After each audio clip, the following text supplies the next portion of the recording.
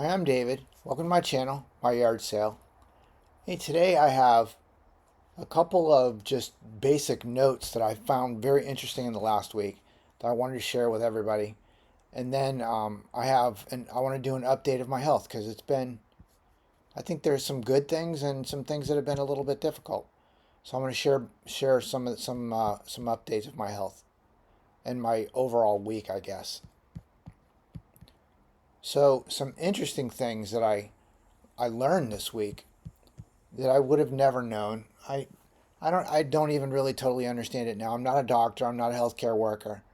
I'm not a health specialist. I'm just a guy that's had some problems. And I'm trying to work through and I Google a lot. I have a lot of time to try to figure things out. So the first thing I want to talk about is deep sleep. Now I know that I get deep sleep because I have this Apple Watch that measures my sleep. It tells me when I'm in REM sleep. It tells me when I'm in deep sleep, and it tells me when I'm awake. So I can tell how many hours or how long of deep sleep I get, in a day, in a week. I just didn't know what it meant. I didn't really get it. So I did some research and I wanted to share that on this post. So deep sleep is characterized by slow brain waves and is a crucial it's crucial for physical restoration, which is important to me because physically I'm having physical problems that I can't even explain. And I would assume that the more fasting and the more deep sleep that I get into, the better off I'll be in the long run. So it's crucial in physical restoration, including tissue repair, muscle growth, and immune system strengthening. It also helps with memory consolidation and hormone regulation, which again are all things that I've had problems with that maybe I need more deep sleep. I don't know how to like prompt your body to deep sleep more than REM sleep. I don't really know that. But I sure would like to figure that out. If any of you guys know anything about that, do me a favor. Post it below because I'm interested to know. So the other thing that I wanted to talk about that kind of ties directly into my health, and I'll talk about in my health after I talk about this. So I've had struggles with my health and my diet including good food, carnivore, ketovore, and bad diet, including sugar, carbs, and all the garbage that I do actually eat. Not all the time, but sometimes. So when I'm not eating enough meat, and I know I'm not eating enough meat, or if I'm eating maybe even more keto or just a little bit of carnivore, I lean pretty hard on pea protein shakes. I want to make sure that I'm getting the protein. Like a couple things that I'm pretty focused on. One is magnesium and one is protein. So I added pea protein shakes to my diet to make sure that I get enough protein in my diet in the day and the week. So that's actually not the bad thing. That's actually good news because one pea protein shake is like 20 grams of protein, and it's pretty available protein for the body, and I don't know, it seemed to be doing pretty well. But for some reason, I would eat a lot of sugar, I would eat a lot of carbs, and then I would feel guilty. I would stop eating the garbage because obviously the sugar levels spiked my insulin and made me feel not well, and I would ease off of the sugar and carbs, and I would use the pea protein as kind of a backup to just making sure I get enough protein, and I would use it as just a meal replacement, sort of. But the thing is with that pea protein is I had to add stuff to it to make it not taste like pea protein because pea protein is not delicious. So I would add allulose, sugar substitute, and I would add cocoa. Or at one point I did add cinnamon. But spent a lot of time eating cocoa shakes in the last, I don't know, 2 months, 3 months. And over the last couple of days, maybe the last week, as I was weaning off of the carbs and sugars that I bought on the first in the early part of the month, and I was kind of like I said, backing up that with pea protein shakes, cocoa pea protein shakes. I was I was eating a lot of pea protein shakes, sometimes to the tune of two a day. Sometimes I would have one in the morning, and sometimes I'd have one at night. And always with cocoa, though. I liked it with allulose and cocoa. It tasted like chocolate milk with protein. It was kind of nice. Well, over the past, I don't know, week and a half, 2 weeks, my metabolism, it felt like I was just eating cookies constantly. It felt like I was just eating sugar. Like it's almost like I didn't stop eating carbs and sugar, and my health just continually got worse. Well, so I was eating these protein shakes with all this cocoa. Well, I looked into it, and allulose doesn't. Allulose didn't have the health problems associated that I was having. Allulose doesn't spike your insulin. It doesn't spike your sugars. It's just a sugar substitute, and it's a non-sugar substitute, so it's not even sugar, and it's actually digested differently than sugar would be. But your body processes it differently, so it wouldn't affect my body the same way that eating a tray of cookies would be. Which, yes, I've done that before, and I really enjoyed it. But quite frankly, after coming off the sugars and carbs, I was actually affected more negatively by these pea protein shakes. So, like I said, I was eating a lot of cocoa in these pea protein shakes. I liked it. It's delicious. I would mix it with a little bit of milk powder. I would mix it with allulose, and I would mix it with water. Just water.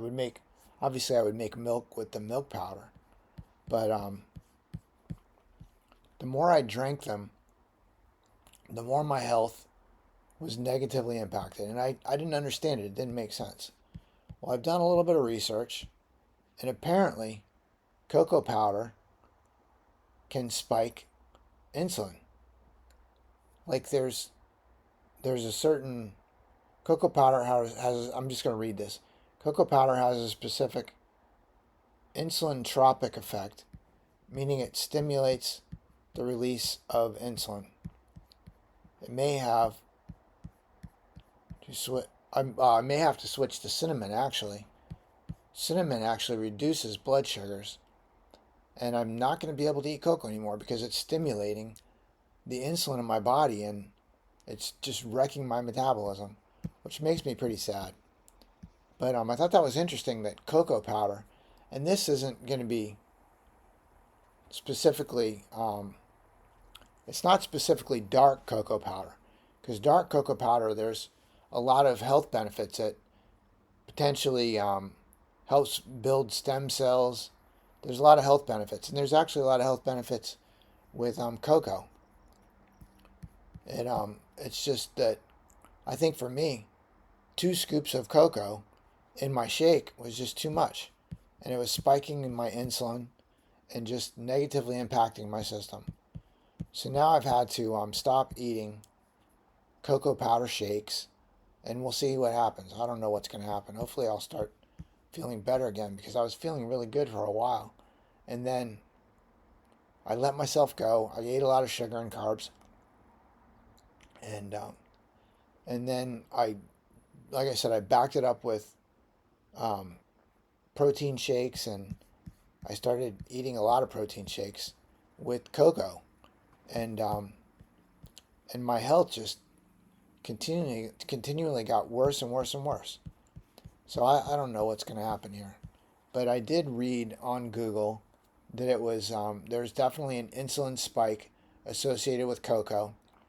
Like I said again, not dark cocoa, not 70% plus cocoa, but cocoa for sure.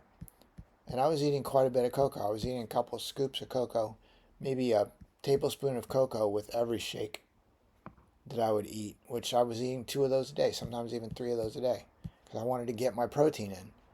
And like I said, I can't eat protein without having some kind of flavor. So I thought that was interesting, and I thought some people might actually realize that they eat a lot of cocoa. And I was just eating powdered cocoa.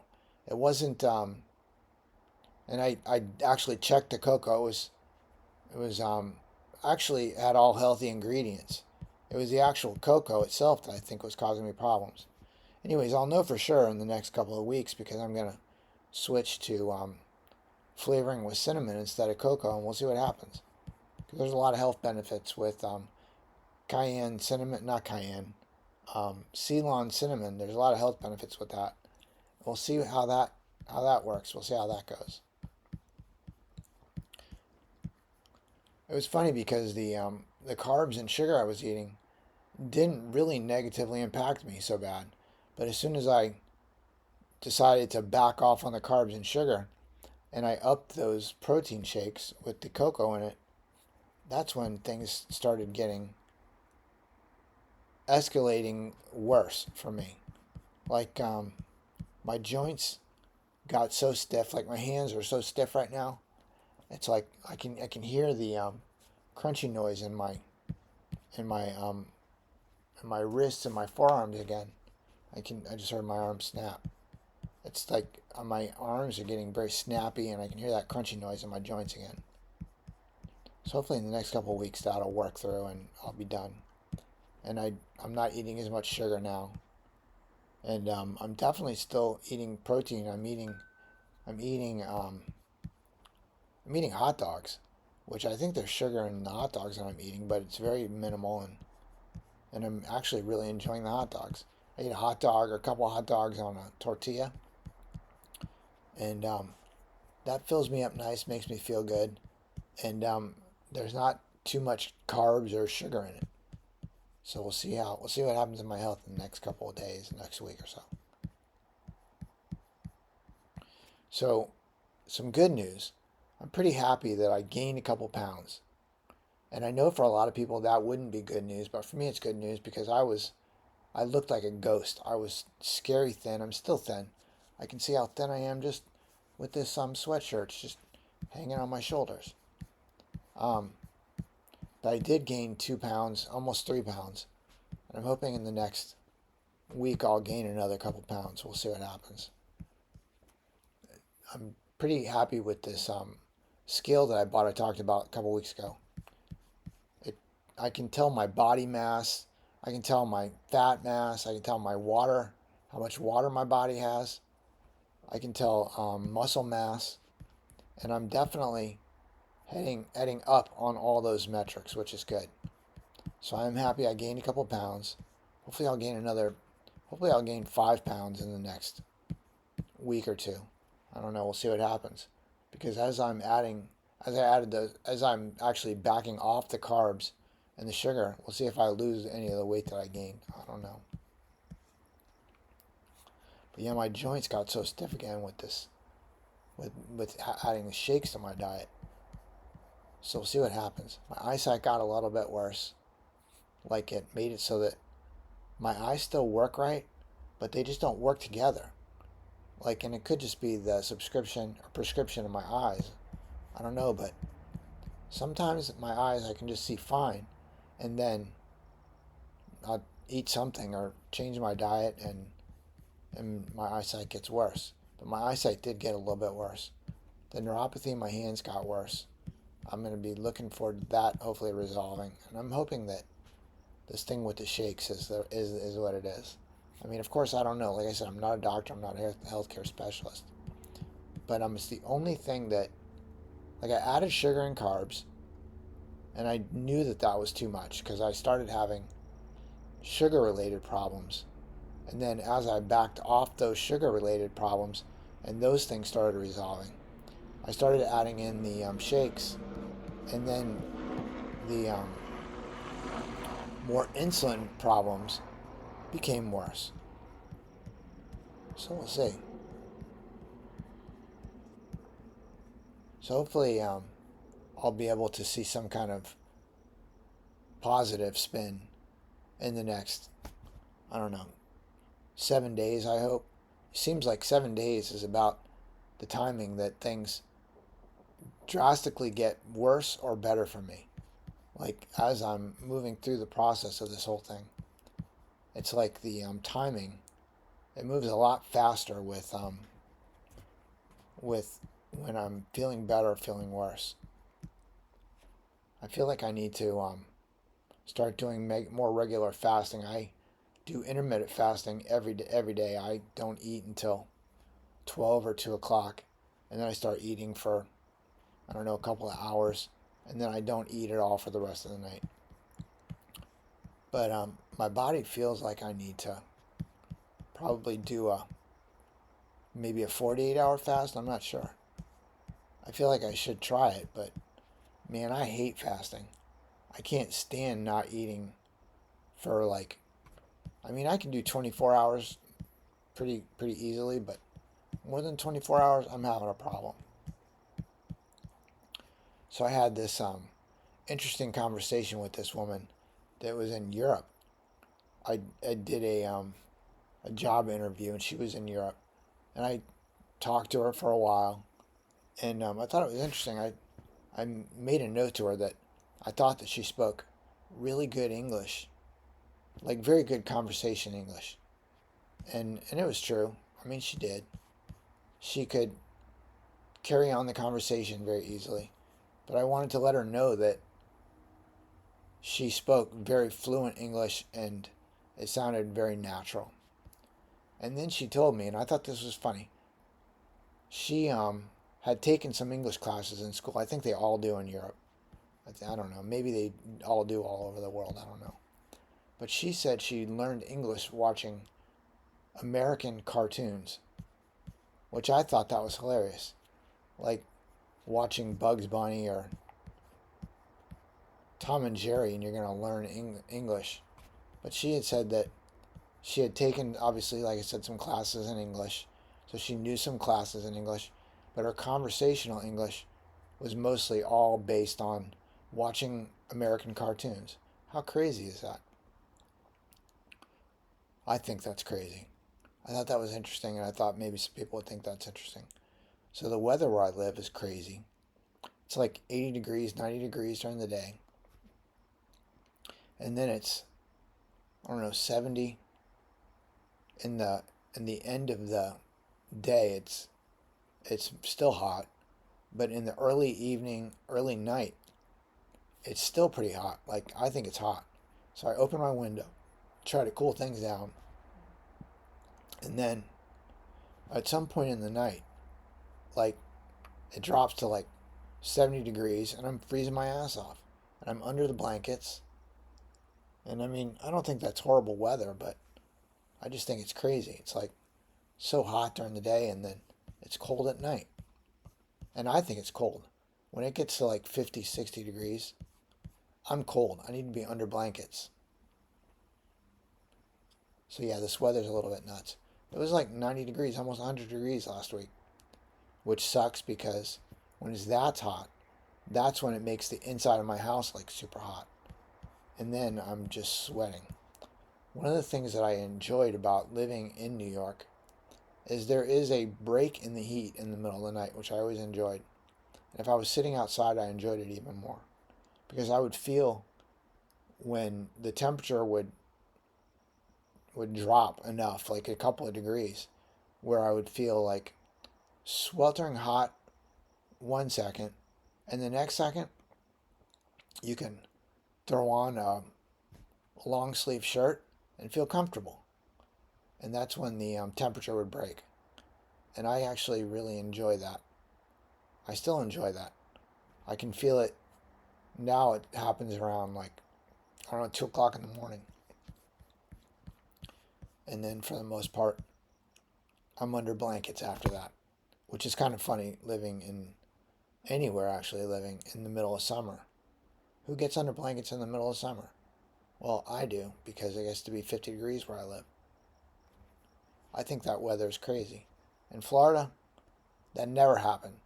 We were under a sheet only because we just didn't want bugs crawling on us. But it's air conditioned 98% of the year. So it's very modulated weather there.